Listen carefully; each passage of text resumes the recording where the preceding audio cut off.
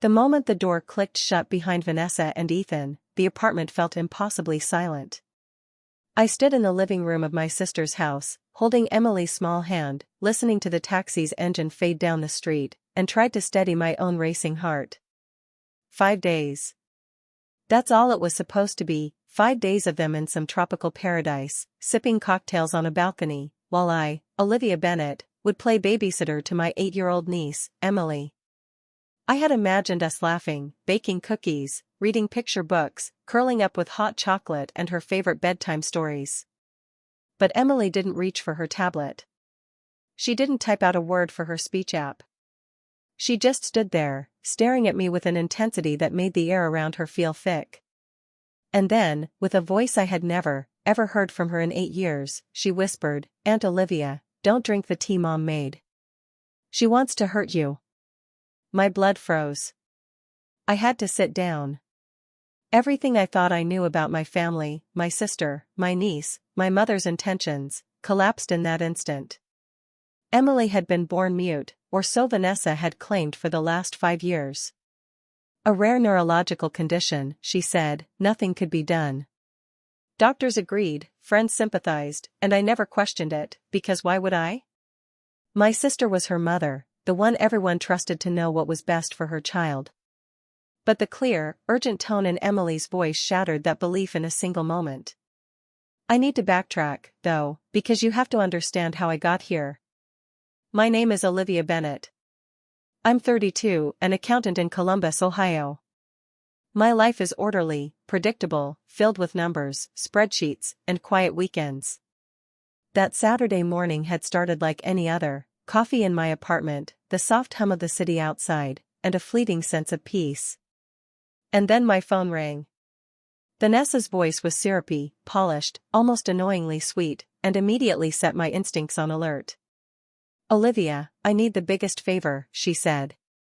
It turned out she and Ethan had booked a last-minute anniversary cruise. 5 days in the Caribbean, she said, romantic and spontaneous. And I, of course, would need to take care of Emily. I agreed immediately, as I always did. I loved Emily.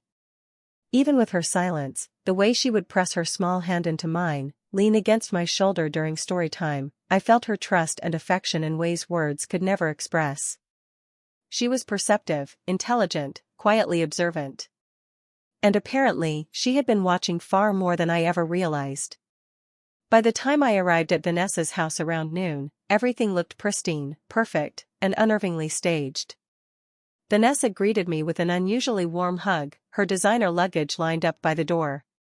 Ethan barely glanced at me, muttering a distracted hello as he loaded bags into the waiting taxi. Vanessa guided me through the house as if I'd never been there before, Emily's room, the kitchen, the living room, even showing me how to work the television. And then she handed me a large thermos with a yellow lid. "I made this for you," she said, pressing it into my hands. "Herbal tea. For stress. You've been working too hard." There was something about the insistence in her voice that set my teeth on edge, but I smiled, thanked her politely, as I always did. Vanessa had a way of wrapping control in sweetness, of making her instructions seem like care. She hugged me again, twice that day, which was unusual, and then they were gone, climbing into the taxi and waving without looking back. The instant the car pulled away, the apartment's air seemed to thicken with tension. Emily, still silent until that moment, stepped forward and said it again, "Aunt Olivia, don't drink the tea Mom made. She wants to hurt you." The thermos suddenly felt heavier in my hands. My mind raced. Poison? No, that was impossible. My sister, Vanessa? But the clarity and fear in Emily's voice left no room for doubt. Kneeling to bring myself to her level, I whispered, "Emily, you can talk?" She nodded, her large brown eyes serious and frightened. "I always could, Aunt Olivia. Mom made me stop." The weight of 5 silent years pressed down on me like a physical force.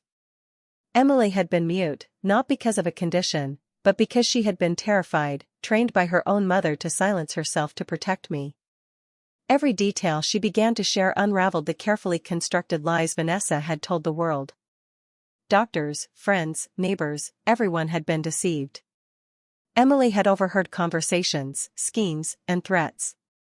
She had been silent to protect me, to ensure that her mother's plans, whatever they were, could not succeed. And now, for the first time in half a decade, she had spoken, and everything was about to change. I held Emily close, feeling the tremor in her small body, her confession weighing heavier than any truth I had ever known. 5 years of silence. 5 years of fear. And all because Vanessa wanted to manipulate me, to take what was rightfully mine. My mind raced, connecting dots I hadn't even known existed. The thermos on the counter felt like a ticking bomb, harmless in appearance but deadly in intent. I couldn't react rashly, not yet. Emily's whispered words replayed in my head, "She wants to hurt you." It was chilling in its simplicity. She wasn't exaggerating. She had seen the plan unfold before her own eyes, and her little heart had carried this secret for half a decade. I needed help, someone I could trust implicitly, someone who could act fast. Claire Adams. My college friend, my anchor when life's storms threatened to sink me. She was the kind of friend who showed up with ice cream when you were heartbroken, who told you truths you didn't want to hear but needed to. I dialed her number with hands that shook, heart hammering in my chest. Claire picked up on the second ring. "Olivia? What's wrong?" she asked, the concern evident in her voice. I can't explain it over the phone. Just, come to Vanessa's house. Please. Something's wrong, and it's serious. There was a note of desperation I couldn't hide. I heard her car start almost immediately. 40 minutes later, she arrived, still in scrubs from her nursing shift, hair tied back in a messy ponytail. Her eyes took in my pale face, the tension in my shoulders, and she pulled me into a firm hug. "Talk to me," she said. So I did. Every word, every detail, about the tea, Vanessa's scheme, the stolen trust, and Emily's brave decision to speak for the first time in 5 years. Claire listened without interruption, her jaw tight, eyes scanning the room for clues, instincts already kicking into high gear. Emily watched silently, perched on the edge of the couch, absorbing every word. Even in her relief at speaking again, her instincts were sharp. She had learned to survive by observing, by noting every detail adults overlooked. I glanced at her and smiled softly, proud and heartbroken at the same time. This child had carried a burden no adult should ever bear, and she had done it for me. Claire pulled on a pair of latex gloves she always carried, nurse habits die hard, and carefully took a sample from the thermos. "If there's anything in here, we'll know by morning," she said, voice steady but eyes betraying her disbelief. I nodded, swallowing hard, feeling a cold focus settle in my chest. Vanessa thought she had 5 days to steal everything, to incapacitate me, to take what she wanted without a fight. She was wrong. I turned to Emily. "Honey, you said you know where she keeps important papers?" She nodded and led us to Vanessa's home office. A neat, organized room that looked as pristine and perfect as Vanessa herself. A locked drawer stood out immediately. "I know the code," Emily said. I raised an eyebrow. "How do you know that?" "I watch," she replied simply. I punched in the combination she whispered, March 15th, her parents' anniversary, and the drawer clicked open. Inside was everything I feared, bank authorization forms with my signature, except these were forged. Not exact, but close enough for anyone untrained to be fooled. Bank statements revealed months of withdrawals, always just under the reporting threshold. Emails with a lawyer in Indianapolis detailed emergency trust transfers, all planned while Vanessa imagined me incapacitated, hospital-bound, too weak to stop her. And the most horrifying of all, a file labeled Olivia Mental Health Concerns, pages of fabricated notes about my mental instability, prepared meticulously to destroy my credibility if I ever challenged her. I sank to the floor, clutching Emily to me, feeling the full weight of Vanessa's betrayal. The child who had been silent for so long had just handed me the key to my own survival. Claire took photos of every document, her calm precision a stark contrast to the storm raging inside me. "This isn't impulsive," she said grimly. "She's been planning this for over a year. And then, as if to confirm everything Emily had said, my phone buzzed. The lab had completed the T analysis overnight. Claire and I leaned over the report together. Sedative and laxative compounds, enough to leave anyone incapacitated for days. Not lethal, but hospital-level sick. Vanessa wasn't trying to kill me, she was trying to remove me from the equation long enough to steal my inheritance. I took a deep breath, letting the cold logic of numbers, my accountant instincts, kick in. I had emergency funds, walk-away money I'd hidden years ago. It wasn't much, but it would be enough to protect myself while authorities moved in. I called Ryan Sullivan, a former classmate and now assistant prosecutor, explaining everything. The silence on the line was long, but when he finally spoke, his voice carried steel. "Olivia, this is serious. Fraud, forgery, attempted poisoning, psychological abuse. Federal offense. Let me handle it. Don't act rashly. Keep her believing her plan is working." I looked at Emily, who squeezed my hand. The quietest, bravest little girl I had ever met. "One step at a time," I whispered. She nodded, eyes wide but resolute. She had spoken once, risking everything. Now it was our turn to finish what she had started. Vanessa's perfect world of lies and control was about to collapse. The next morning, I woke early, but not from sleep. My mind had been racing all night, running through every detail, every move Vanessa and Ethan might make, every contingency they might have planned.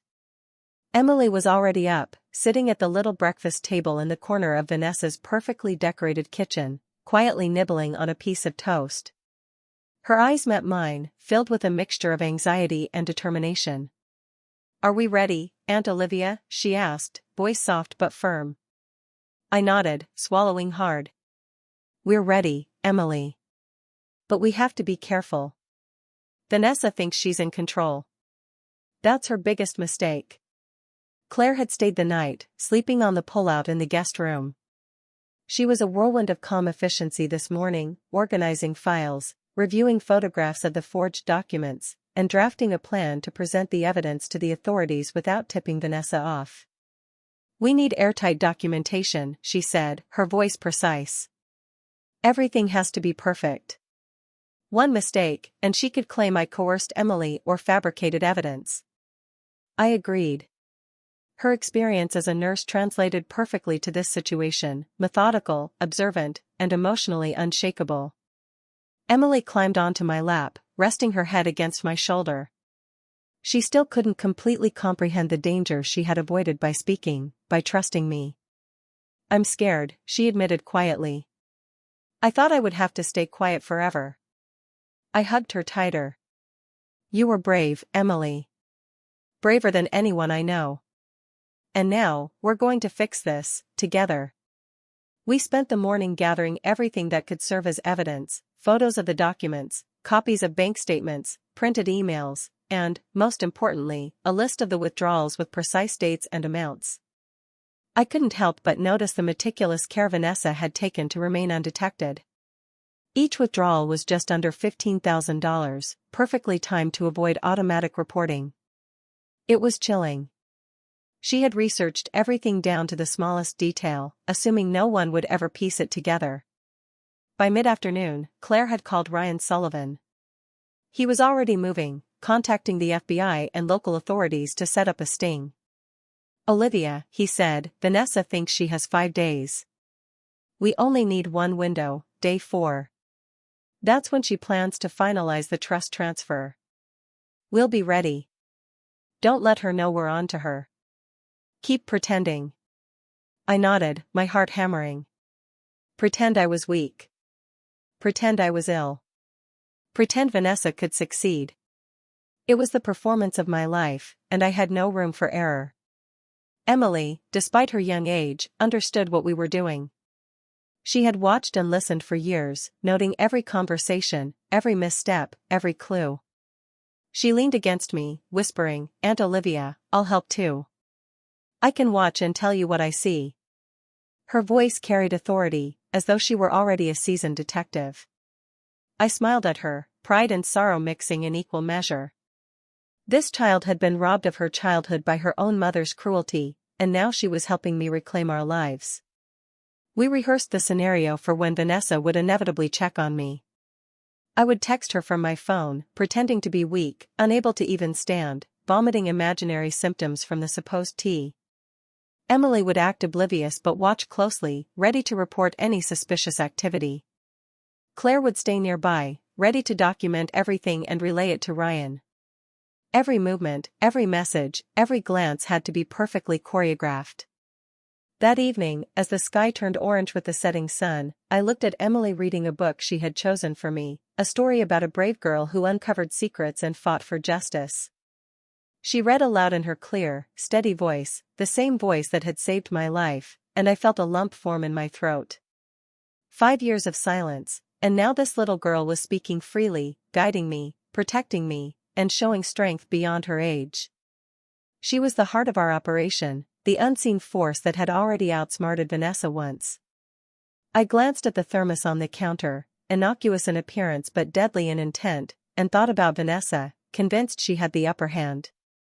Little did she know, every step she had taken, every plan she had made, had already been documented, analyzed, and countered. We were not reacting, we were anticipating. Every forged signature, every withdrawal, every attempt to manipulate the law would be exposed. Vanessa's control, built on fear and lies, was crumbling even before she realized it. Later that night, I sat on the couch with Emily in my lap, holding her close. "Tomorrow," I whispered, "everything changes. We'll show them what she did, and you won't have to be afraid anymore." Emily nodded, her head resting against my shoulder. She looked tired, but determined, and I knew she understood the weight of what we were about to do. She had been silent for years, carrying secrets far too heavy for her small shoulders, but now she had a voice. And together, we would use it to protect our family, reclaim what was ours, and ensure justice was served. The apartment was quiet again, but this time it felt different. It felt alive. The calm before the storm, the quiet before truth would be revealed. And in that silence, I promised myself, and Emily, that no amount of manipulation, deceit, or cruelty would ever take our lives, our voices, or our courage from us again. Vanessa had no idea the storm she had unleashed. The next morning, I woke with a quiet determination that settled like steel in my chest. Emily was already awake, quietly stacking her books on the shelf in the corner. Her routine had become our secret rhythm, small actions that kept her focused, grounded, and safe.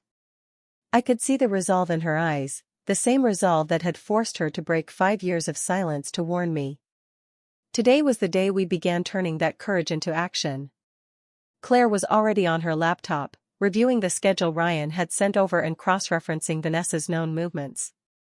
Every minute, every detail mattered. We couldn't afford a single misstep. I sat Emily down at the little breakfast table and handed her a notebook. "I need you to be my eyes, Emily. Watch everything.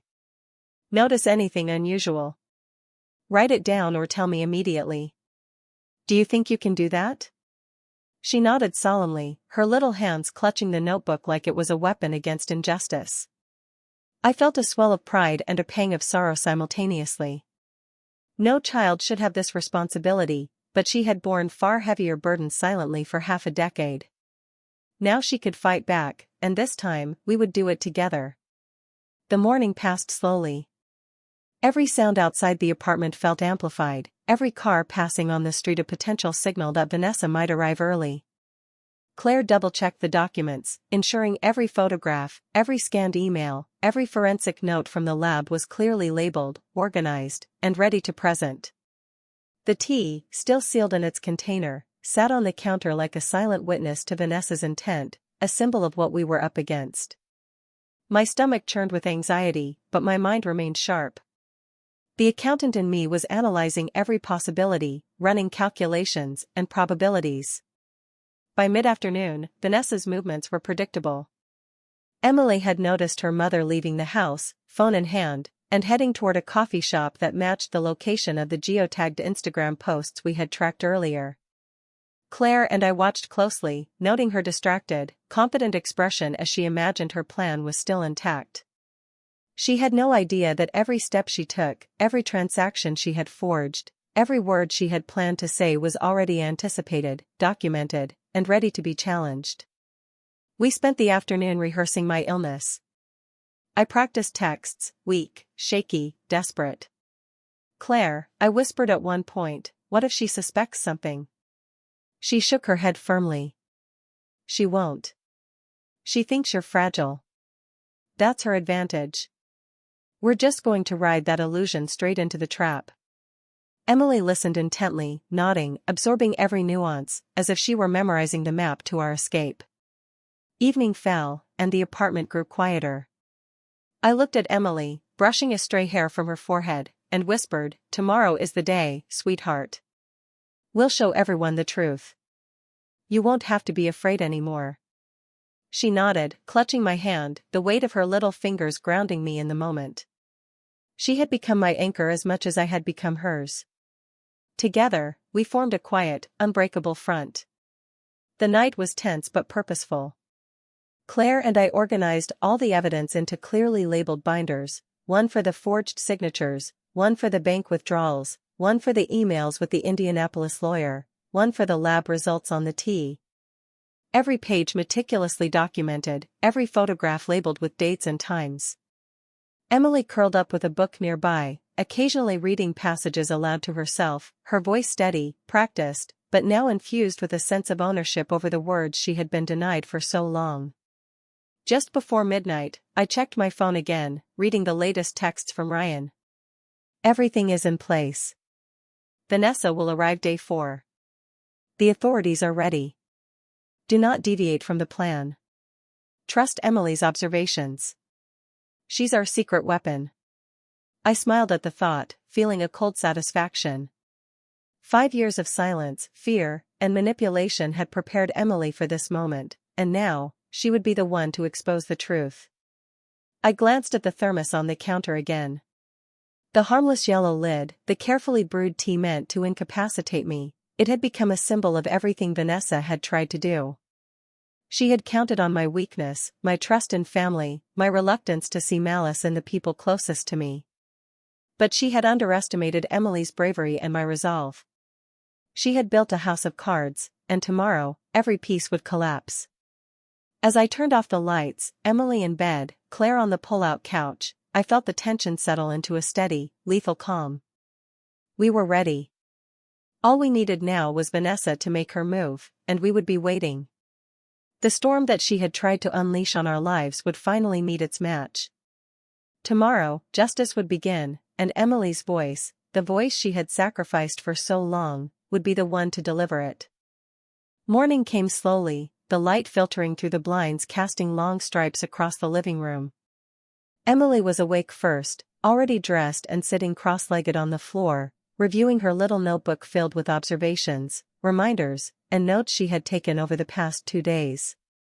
I poured coffee, trying to keep my hands steady, but my stomach was a bundle of nerves and anticipation.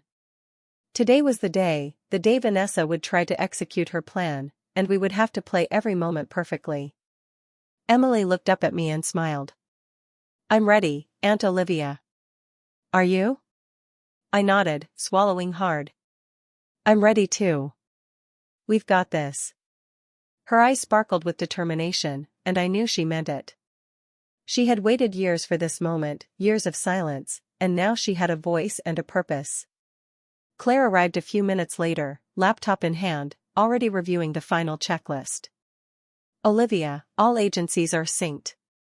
FBI, local police, and Ryan are ready. Vanessa thinks she has full control. She has no idea.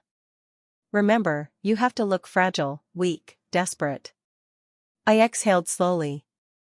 Pretending to be incapacitated felt unnatural, but the stakes were life-changing. I glanced at Emily, who was quietly reviewing the layout of Vanessa's office in Indianapolis from the photos we had gathered. "I'll tell you if something changes," she said, her voice steady and adult-like despite being only 8. I smiled, feeling a surge of protective pride. Throughout the morning, we rehearsed again. I practiced weak, trembling texts. Emily's with Mrs. Patterson. I can barely stand. The tea has made me so ill, I whispered, dictating the perfect mix of helplessness and desperation. Emily nodded, memorizing every line, every pause, ready to notice anything that deviated from our plan. Claire checked the lab reports once more and arranged photographs of the forged documents. Every detail had to be perfect, no loose ends, no surprises. Vanessa had planned meticulously, but we had planned smarter. By early afternoon, Vanessa and Ethan were on the move. Emily had noticed from the window as their car pulled out of the driveway, heading toward the airport in plain view of a small cafe that we had tracked via social media. She whispered each observation into her notebook, eyes scanning constantly, cataloging behavior, demeanor, and timing. I marveled at her focus, knowing this little girl had endured far more than any child should ever have to endure, yet here she was, calm, analytical, and fearless. While waiting for the authorities to position themselves at the Indianapolis lawyer's office, Claire and I prepared our staging. The apartment had to look convincing: disheveled blankets, empty glasses, remnants of an illness scattered strategically. I sipped water, pretending to struggle with every swallow, exaggerating my fatigue. Emily observed quietly, occasionally whispering reminders.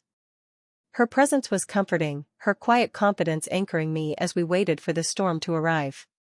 Late afternoon, a text arrived on my phone from Ryan. Team in position. Vanessa's ETA, 3:15 p.m. Proceed with act. My stomach tightened. This was it. We had rehearsed every detail, anticipated every move, and now the culmination of months of planning, observation, and courage would come down to the next few hours. I looked at Emily, who was sitting beside me with her little notebook open. Ready? I asked. She nodded, her small hand gripping mine. Always ready, she whispered, and I knew she meant it with every fiber of her being. Minutes ticked by, each second feeling stretched and elongated. I had to suppress my urge to pace, to check every phone alert, every window, every sound. Emily had taken her post by the window, her eyes alert and sharp, tracking the street below. Claire had her laptop open, monitoring digital signals and keeping open communication with Ryan and the FBI. I felt a tense excitement building, the kind that feels almost physical, pressing down on your chest. Then, the moment arrived.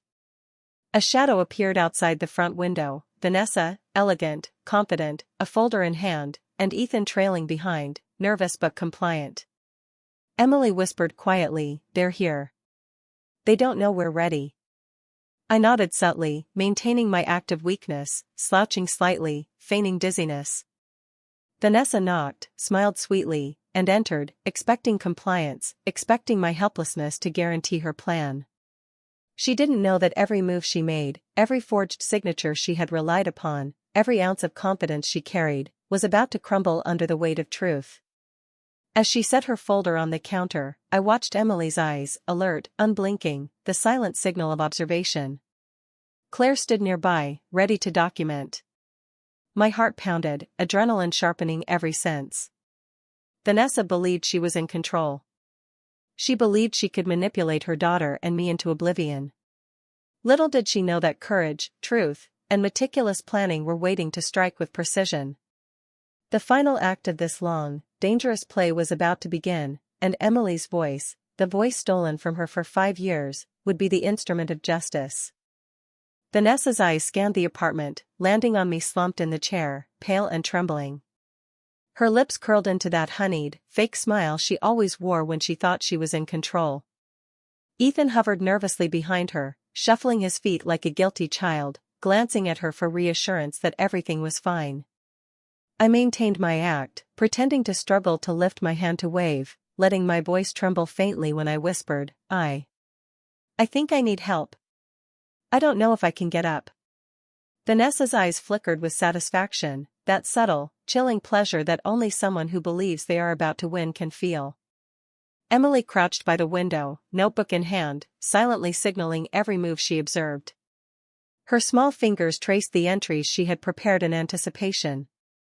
She had noticed the precise way Vanessa held the folder, the minute changes in her expression when she checked her phone, the way Ethan flinched slightly at Vanessa's gestures. Every detail mattered.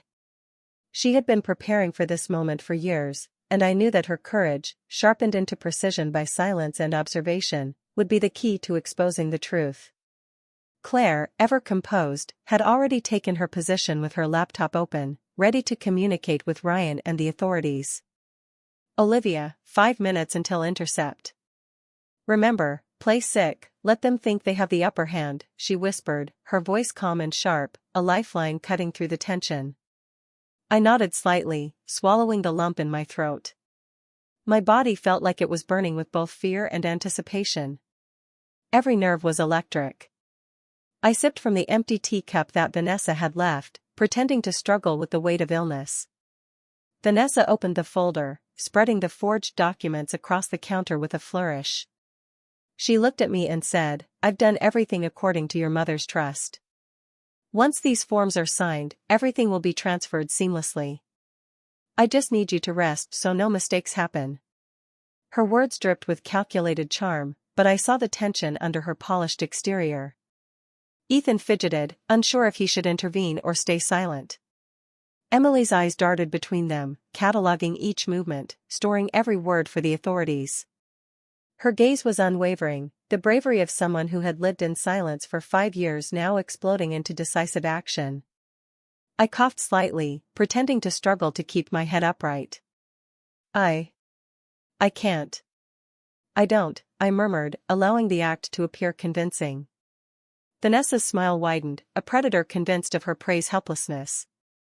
She reached to adjust the papers, leaning in closer, and that was the signal. Claire hit the play button on her laptop, streaming the live feed directly to Ryan and the waiting FBI agents. At the same instant, Emily's small, steady voice pierced the tense air. "Mommy, stop. Aunt Olivia is right. You're trying to hurt her. You're trying to steal her money. You can't do this." The room froze. Vanessa's face went pale, the mask slipping in a fraction of a second. Ethan's jaw tightened, his guilt and fear crystallizing in his expression. Emily continued, voice steady and unwavering, recounting the plan she had overheard years ago. She described every detail, the tea, the forged signatures, the emails with the Indianapolis lawyer, the attempts to manipulate me while pretending to be concerned. Her words carried the weight of truth and the force of a child who had been silenced but never defeated. Vanessa's confident posture crumbled under the precision and clarity of Emily's testimony, a child's voice shattering years of deception. I watched her, my heart pounding, as she delivered every word with the courage she had spent years building in secret. Claire captured it all, every detail, every expression, every note that confirmed Vanessa's elaborate plan. The authorities were on their way to intercept any further moves. Vanessa's honeyed smile had vanished completely, replaced by shock, panic, and finally, desperation. She tried to speak, to manipulate, to charm, but her words faltered, empty in the face of concrete evidence and a child's unwavering testimony. The apartment was heavy with tension, every second stretched as Vanessa realized the web of deceit she had spun was collapsing. Ethan looked at her, torn between fear and loyalty, unable to intervene as the consequences of years of manipulation closed in. Emily's small hand found mine again, and I squeezed it gently, grounding us both. Her voice had not only saved me, it had dismantled the control Vanessa had wielded for so long. By the time the authorities arrived, Vanessa and Ethan were frozen in place, facing the evidence that could no longer be ignored. The forged documents, the lab results on the tea, the recorded testimony, and Emily's words created an airtight case. I could finally breathe, the tension releasing in a slow, shivering exhale.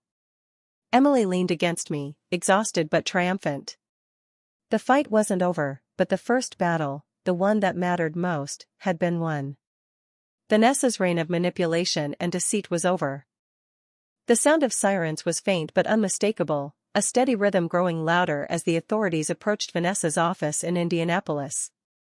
I sat on the couch in the apartment, Emily beside me, both of us tense but composed. Claire was at the laptop, keeping the video feed open, monitoring every detail.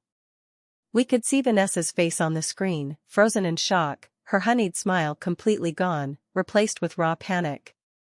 Ethan was a shadow behind her, eyes darting, realizing too late that he had been complicit in a plan far beyond his control. Emily's small hand gripped mine tightly. "Aunt Olivia, are they really here?" she whispered, and I nodded. "Yes, sweetheart. They're here, and it's over. You did this." Her eyes widened, a mix of relief and pride, the weight of years of silence lifting as the truth finally came to light. The authorities moved quickly. Detectives Morrison and Park, accompanied by FBI agents, entered Vanessa's office, their presence commanding and precise. Vanessa froze as they laid out the evidence, the forged documents, the emails with the Indianapolis lawyer, the lab results proving the tea had been tampered with, and most damning of all, Emily's testimony recorded live. She had spoken clearly, bravely, and the authorities had watched it all in real time. Vanessa's plan unraveled before her eyes, every carefully plotted move crumbling under the weight of facts and courage. Ethan finally slumped into a chair, his shoulders sagging in defeat. The authorities quickly secured Vanessa and began the process of her arrest. I watched through the video feed, heart pounding, as Vanessa tried to explain herself, her words falling flat against the mountain of evidence. The detectives were calm but firm, cutting off her lies and manipulation at every turn. "Mrs. Whitford, you are under arrest for fraud, forgery, attempted poisoning, and child psychological abuse," Detective Morrison said. Vanessa's face twisted with fury and disbelief. Ethan's voice shook as he mumbled, I just followed her, but it was too late. The authorities had all the proof they needed." Emily squeezed my hand and whispered, "We did it. We really did it." Tears pricked my eyes, a mixture of relief, pride, and an overwhelming sense of justice finally served. By the time Vanessa was escorted into a police car, the tension in my chest eased just slightly.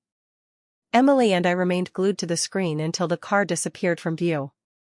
She looked at me with wide, bright eyes and said, "Aunt Olivia, it feels like I can finally breathe." I hugged her tightly, feeling her small frame against mine, marveling at the strength she had shown. "You can, sweetheart. You've been brave beyond words, and now you can speak freely. You've earned your voice, and I'll always be here to listen." She laughed softly, a sound that had been missing from our lives for 5 long years, and it filled the apartment with warmth. 2 weeks later, we were in the Franklin County Family Court. The courtroom was small, functional, nothing like the grand spaces you see on television, but it felt monumental to us. I sat at the front table in my best professional attire, Emily beside me, dressed in a purple dress she had chosen herself. Her hair was neatly brushed, her eyes bright and alert. The judge looked over the case file, reviewing the arrest, the evidence, and the testimony. Emily's courage had played a pivotal role, and I felt an immense pride in her strength. The judge addressed her directly, asking where she wished to live. Emily stood tall, her voice clear, strong, and unwavering. "I want to live with my Aunt Olivia," she said. There was a pause, then a small ripple of quiet laughter in the courtroom as she added, "Also, she makes really good pancakes."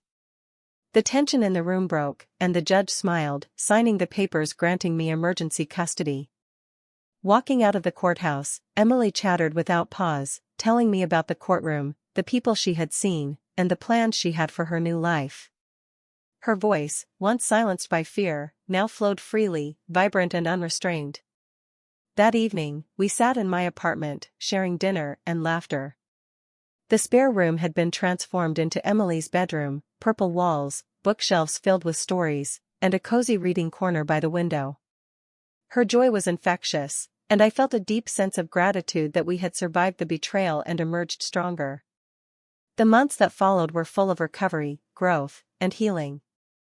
Emily began therapy with a specialist in childhood trauma, learning to navigate her experiences and rebuild trust. Brooke faced multiple felony charges and eventually took a plea deal. The stolen funds were traced and recovered, and I became the sole trustee of the family trust, ensuring Emily's future and stability. The family home was sold, and the proceeds used to create an education fund for Emily. Life was far from ordinary, but it was ours, filled with honesty, safety, and the kind of love that can withstand even the darkest betrayals. Sitting on the balcony one autumn morning, Emily and I enjoyed pancakes and orange juice. She recounted a dream about a polite dragon and a castle made of waffles, her voice animated and full of wonder. I listened, truly listened, and realized that sometimes, the quietest people are the strongest and the bravest. Emily had found her voice, and together, we had rebuilt a family founded on trust, courage, and love. The past had tested us, but the future was ours to shape, full of laughter, stories, and the unshakable bond between aunt and niece.